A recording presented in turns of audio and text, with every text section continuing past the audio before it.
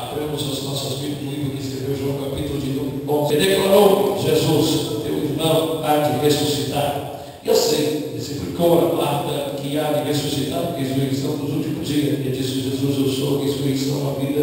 E quem em mim ainda que esteja morto viverá. Amém? Você crê que Jesus vai ouvir o coração agora? Você não vai escrever mais Jesus na parede? Você vai dar glória comigo nessa mensagem, vida, no poder. Uma vida breve que abriu a cabeça de obreiros que estão aqui dentro dessa congregação.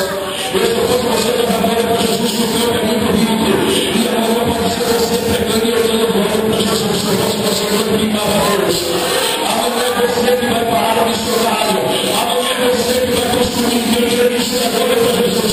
Amanhã é você que vai adquirir e vai estar examinando a vitória da biblioteca da palavra. Vai querer que Deus abençoe a tua terra e abençoe a fruto das tuas mãos. Dá glória para Jesus aí. Amanhã é linda dia de Deus abrir a biblioteca dele na tua vida. Amanhã ainda eu posso mexer no meu velho. Eu posso mexer no preço daqueles créditos. Aleluia, diferente de você. Pode dar glória para Jesus aí. Eu posso mexer no banho do braço pelo menos de graça. Vai dar glória a Deus aí.